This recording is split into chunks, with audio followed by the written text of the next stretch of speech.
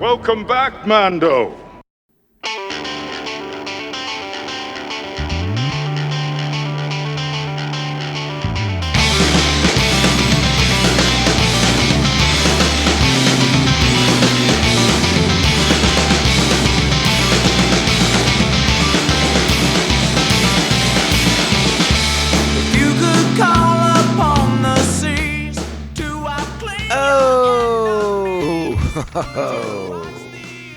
Greetings, Bucketheads. Mayvar Tagar. Welcome to our 363rd Seeking the Darkest of All the Dark Revenges episode of MandoVision. I am your host, Nargai Tom, and thank you so much for checking out this small independent Star Wars podcast. So glad you're here. Reach out to us on the socials at Mando_Vision on X and Insta. Email me, MandoVisionTom@gmail.com. And don't forget about MandoVision at Blue Sky. Make sure you're liking, subscribing, following, and sharing the show with all the Mandalorians in your covert. All right, Bucketheads, we are back, and Maul is here.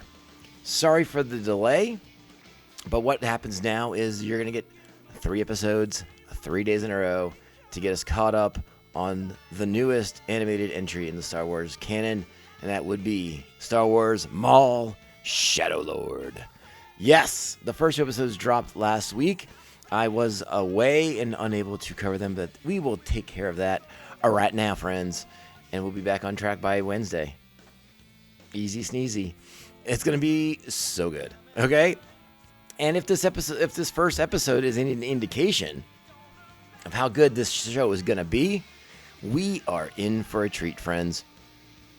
With no further ado, I think we should just dive right on in, not waste a lot of time, because again, I got 3 episodes to get to for you guys in the next couple of days. So let's go ahead and get to all of the important, vital statistics for this new Star Wars animated series. You ready? Here it is. This is Star Wars Maul Shadow Lord, Season 1, Chapter 1, The Dark Revenge. Original air date, April 6, 2026. Written by Matt Michnovetz, who has written so many of the great animated Star Wars adventures.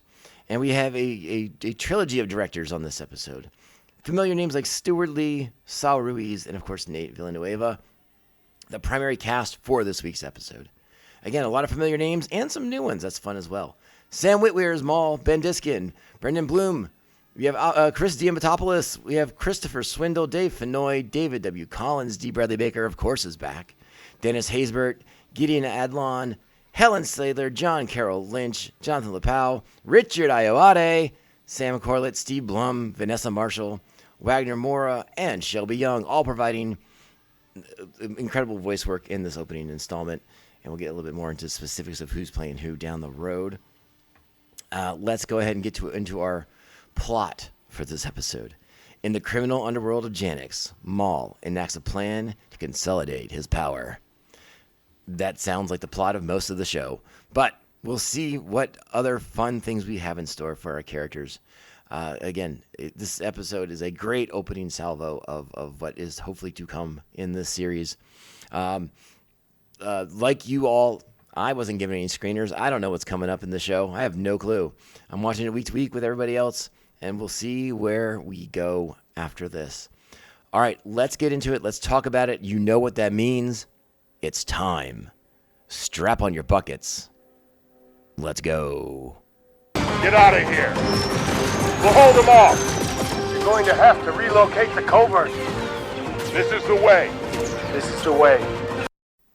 So, there is a little bit of housekeeping because after I recorded the primer that dropped last week for you all to listen to get us ready for this Maul series, it was announced that Maul has been renewed for a season 2. So that speculation that we talked a little bit about, with it potentially being a one-and-done season/series, already false. There's already news that more Maul will be coming soon.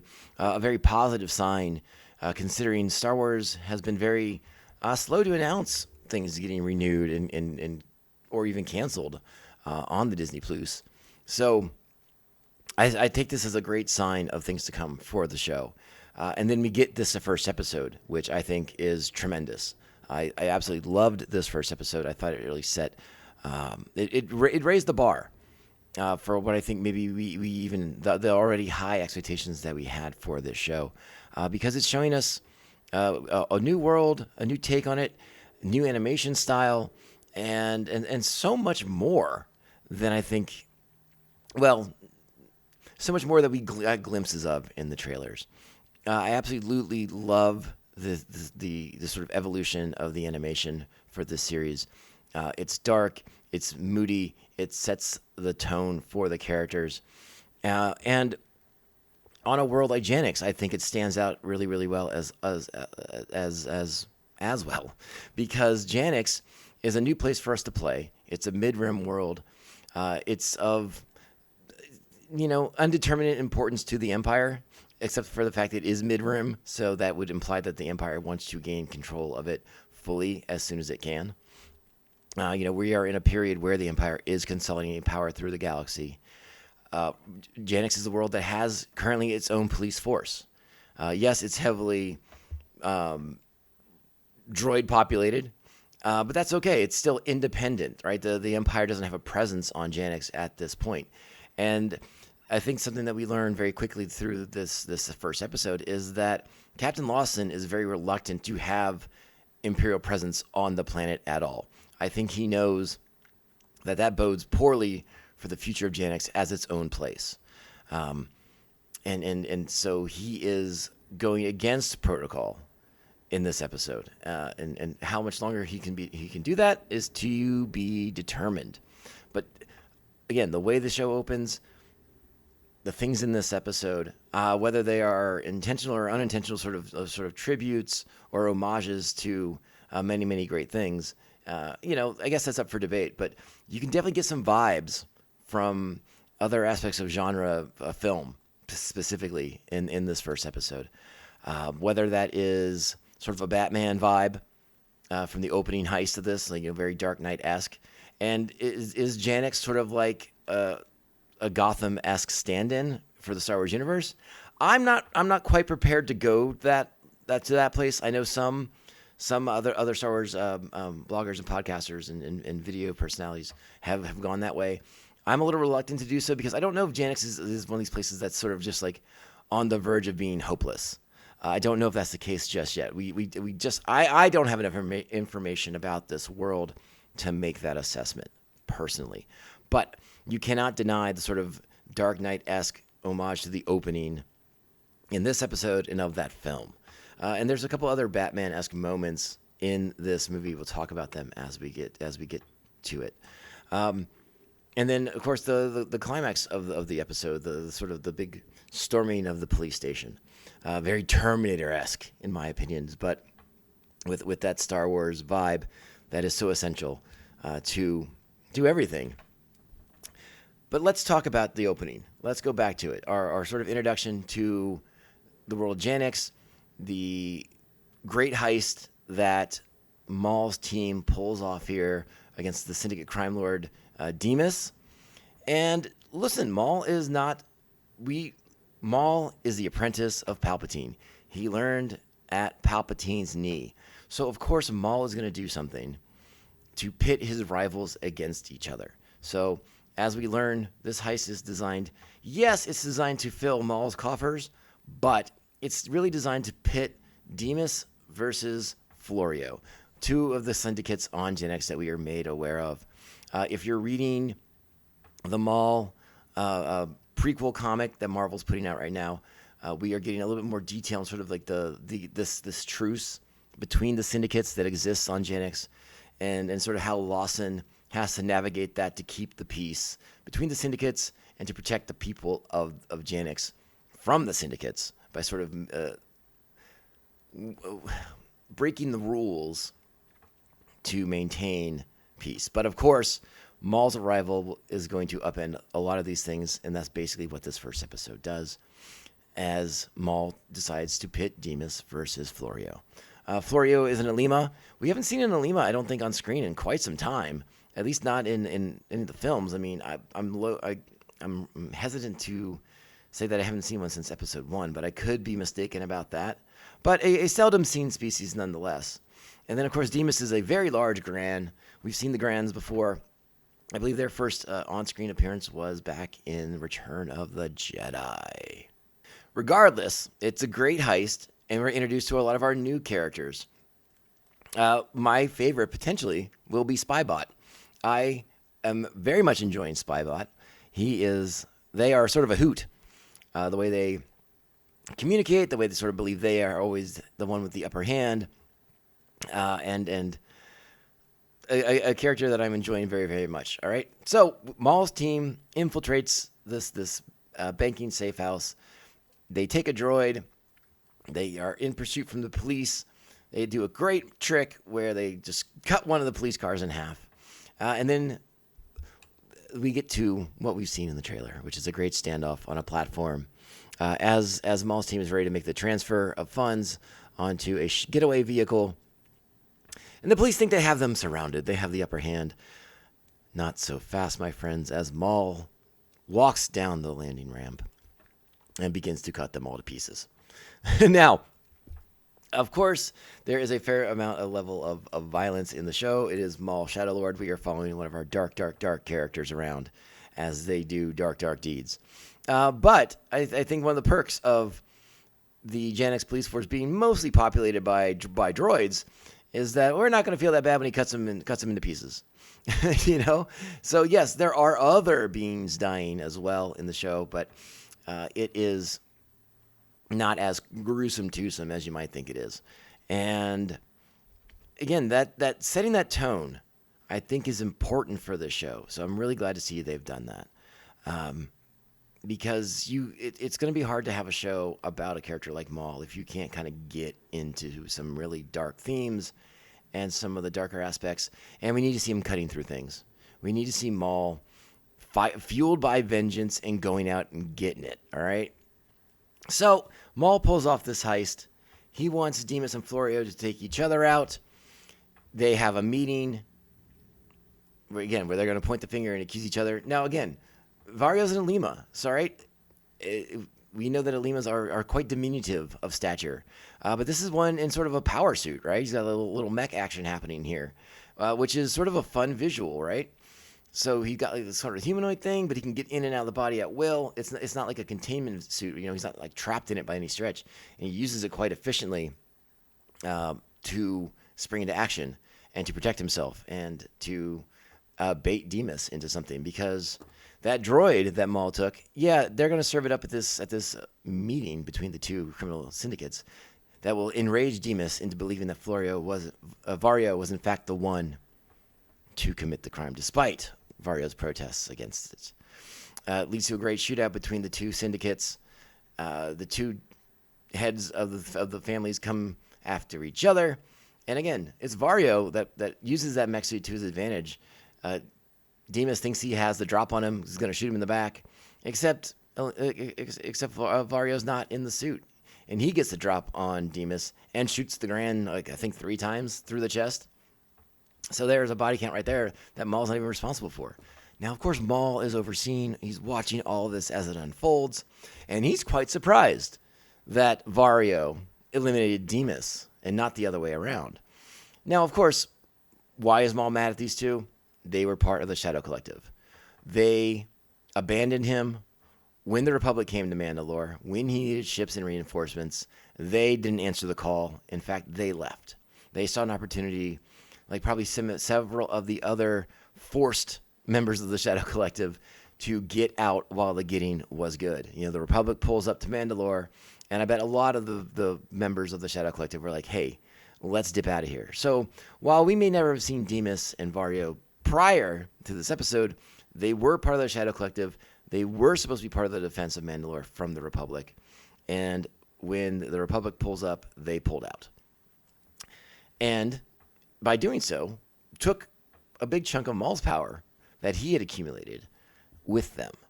Now that Maul's back, having survived Order 66, and has begun to put together his forces yet again to sort of not necessarily restore the Shadow Collective, but to restore his role in the galactic underworld, He's coming for vengeance, and he's going to take what these people have gained from him in his absence.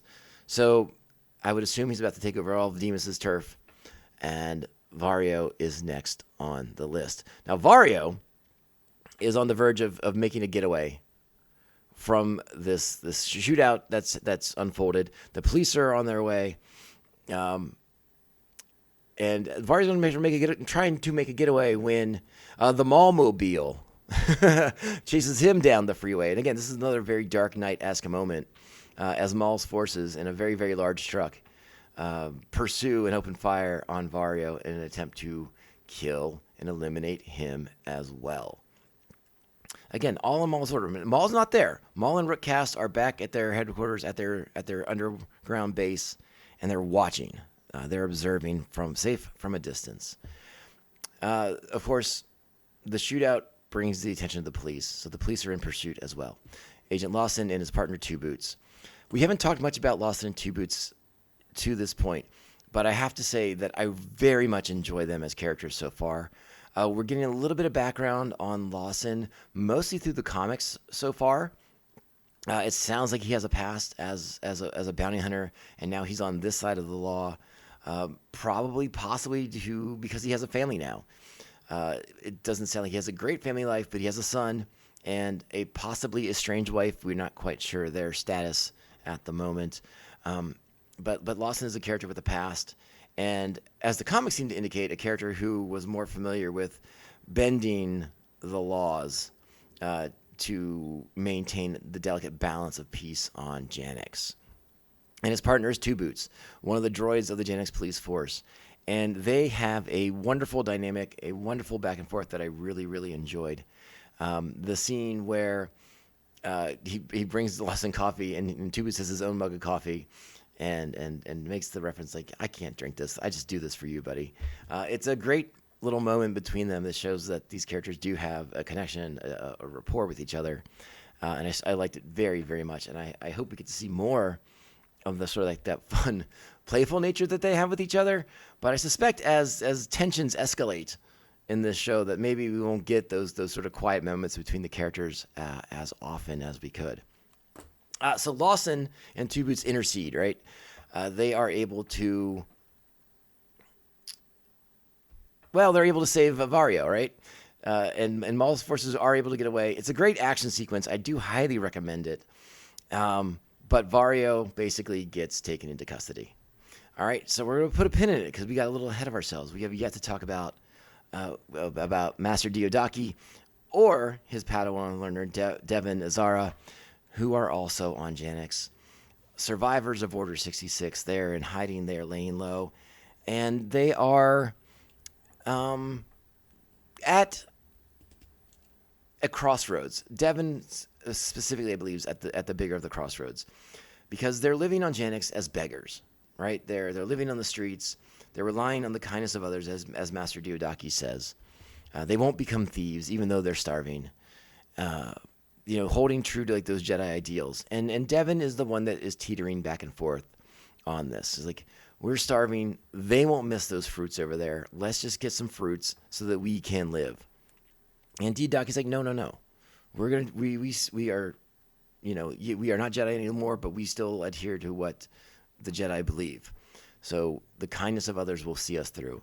And he very quickly, he comes over to a stranger and asks for credits, and he's told to Ichuta very, very quickly. Meanwhile, Devon sneaks over to the little farm stall and helps herself to some fruits. Not a ton, just enough to survive. She's not gonna blindly rob the place, but bumps into a security droid because she wasn't paying attention, and of course she drops the fruits, and the security droid is very quick to be like, "You're a thief. I'm gonna arrest you now. You're going to jail," and again, Dio-Dacki is quick to say, just go with them, follow the path that is before you. They will let you go. It's a misunderstanding. It's all good. Trust in the goodness of people. And Devon is leery of trusting in people. We don't know the details of what she's been through yet, but what she's been through hasn't shown her the goodness of people yet. And she is, again, on sort of a razor's edge here of will she follow the path of the Jedi or will she go her own way?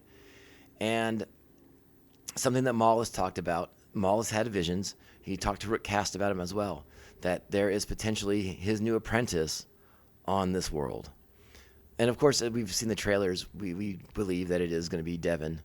And again, sometimes I wish the trailers, I was okay not knowing too much about this show, but they showed us enough to tease us with this idea. We all know that Maul loves himself a good apprentice. And of course, the internet went crazy with the Darth Talon predictions for Devon. We'll see how that all shakes out. Again, I think Master Dio-Dacki is going to have something to say about Devon's fate, but we'll have to see how that all plays out. So she gets arrested. She goes to the police station. She meets Lawson for the first time. She's not forthcoming about information about herself, what she's doing there, any of that stuff. In fact, she tries to get more information from Lawson about who he is and about his family and stuff like that. Reluctantly, I think Lawson was trying to find a way to help this kid out because that's how he viewed them as a kid who made a mistake. But Devon's unwillingness to be cooperative at all forces his hand, and he has to put her in a cell overnight, basically. At the same time, he gets called over because that droid that Maul took from the bank heist, the one that was served up on the platter to pit Demas versus Vario, also recorded its execution at the hands of Maul. And so now they have an image of Maul. And this image of Maul is, they run it, it's a great scene with a projector, and they're able to see Maul in like full-size hologram. It looks fantastic. And Two Boots runs this sort of scan, facial recognition program. And it's record sealed by the Empire, sealed by the ISB. They have no access. And again, the seal with instructions to report this. If you see this individual, report immediately to the Empire. This is Imperial business, priority, number one. High stuff. But as we discussed earlier, Lawson does not want the Empire on Janix, so he tells Two Boots not to file a report with the Empire, not to tell the Empire about this, not yet at least. They want to try to keep this in-house, see if they can handle this, or if it's an isolated incident, and maybe this guy's not sticking around on Janix.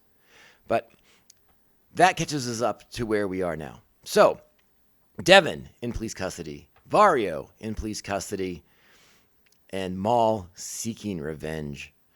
So he and his forces will storm the police station so that he can get his revenge on Vario for abandoning him on Mandalore without the proper support against the Republic. And yeah, it sets the stage for a really great last 8 to 9 minutes of the episode of just great action as they use the tunnels to access the police station. And Spybot does his thing to get access to the system to begin shutting out the police droids of Janix. A great sequence with Spybot versus Two Boots as they're attempting to sort of gain control of the system in the police station here. Meanwhile, Maul and his forces are just cutting through these police droids like you wouldn't believe. It's excellent. It's great. Maul is a dark force on a mission to kill Vario and get his revenge. So again, Lawson and his forces are trying, but they're heavily outmatched. They don't know what they're up for. Actually, and going back to the hologram that Lawson sees from the droid, from this decapitated droid head, I love that Lawson calls it laser swords, and he hasn't seen one since the Clone Wars. So he doesn't quite know what he's dealing with, right? He doesn't quite understand the scope of what he's kind of getting involved with here. So again, he doesn't know what he's up against Maul in this sequence, as Maul is just cutting through these droids and making his way to Vario and, unknowingly at the time, to Devon. Now, his forces open up the cell, and it's time to kill Vario, right? And Maul's going to make it not pleasant. He's going to run the tip of that lightsaber along the wall towards Vario's head. But Vario's a fast talker, right? He's quick to make a deal, to point out things that he still has value. He still has purpose. He can serve Maul again like he used to. And again, Maul doesn't take betrayal well. He's not into this scheming. And as he points out, he's like, anything you have, anything you offer me, I'm going to take Anyways, it isn't until he mentions the Pikes, it isn't until he mentions he can get to Krem, that gives Maul pause. Because I think Maul knows that in the grand scheme of things, Demas and Vario are sort of small fish. When it's time to get revenge on the Pikes, it's going to be a different story.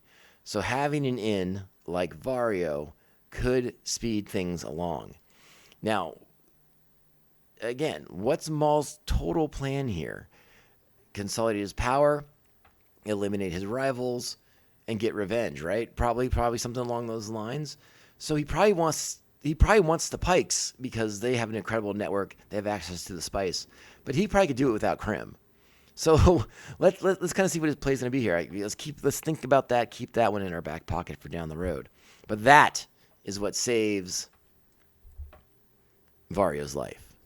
I also would like to mention, because again, there's a fair amount of symbolism happening in this episode, right? So we go back to Devon and Dio-Dacki. And Dio-Dacki knows that Devon has been detained. And I forgot to mention the moment when she folds up her Jedi robes and hands them to Dio-Dacki for safekeeping. And potentially as a piece of symbolism that, maybe she isn't worthy of wearing them any longer. Now, whether Dio-Dacki agrees with that remains to be seen. But he sort of takes vigil outside of the police station, waiting for her to be released, because he believes that is the case. He believes that she will be released after a day, because again, it's such a small crime. Would the system really pursue throwing the book at her for petty theft? TBD, but it's not going to matter. But as Dio-Dacki is holding this vigil outside, an actual storm moves in as Maul moves into the station and begins cutting his way through the police force of Janix. Again, a nice piece of symbolism indicating that Maul is sort of this force of nature that cannot easily be stopped, stymied, or delayed, or avoided. So a wonderful piece of thematic storytelling in that regards. So again, Vario has saved his life. Maul formulating plans now against the Pikes, and he turns his attention to the cell across the way and its inhabitant of Devon Izara, the one that we believe to be his next new apprentice. And she recognizes Maul and says his name as his shadow falls across her face.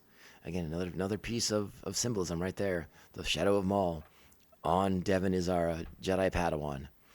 And that, my friends, is where this episode ends. Now, don't worry, the next episode is going to pick up right where it left off. But a great ending to the first episode, a little bit of a longer episode to start us off, introduce us to Janix and the people of this world, and reacquaint us with Maul and his pursuit of vengeance. I absolutely love this episode. It's 9 buckets off the jump. Great stuff. Sets the tone. Sets a wonderful piece. Sets a wonderful visual action. The new art style is dynamic and fluid, but it has a little bit of grit to it. It has a little bit of darkness and sharper edges to it that I really, really liked. Let's see where we go. Let's see how this continues to shake out. But 9 episodes. I'm really excited about the show moving forward. We'll be back. We're talking about episode 2 tomorrow. So don't worry. We're not going to keep you waiting too much longer for my thoughts on that one. And then we're going to get right into episode 3. So again, Monday, Tuesday, Wednesday, new episodes of this podcast to get us caught up on Maul Shadow Lord. All right, Bucketheads, thanks for being here. Thanks for being amazing, kind, supportive, wonderful, respectful, amazing people out there supporting Star Wars, loving Star Wars, and sharing Star Wars with all your friends, families, and loved ones. And supporting this podcast, all right? I appreciate everyone who takes the time to download, stream, and share this with anybody they can think of. So this is the MandoVision podcast, and I am your host, Nargai Tom. Bucketheads, make sure you're on the socials with me at Mando_Vision on X and Insta. You can email me, MandoVisionTom@gmail.com. You can also find MandoVision at Blue Sky. And again, if possible or so inclined, sweet 5-star reviews. They help the small independent shows like us stand out, not get lost in the shuffle. Bucketheads, we're going to be back next week. Tomorrow. We're back tomorrow for episode 2 of Maul Shadow Lord. But this podcast can only end one way. This is the way. This is the way. This is the way. This is the way. You expect me to search the galaxy for the home of this creature and deliver it to a race of enemy sorcerers? This is the way.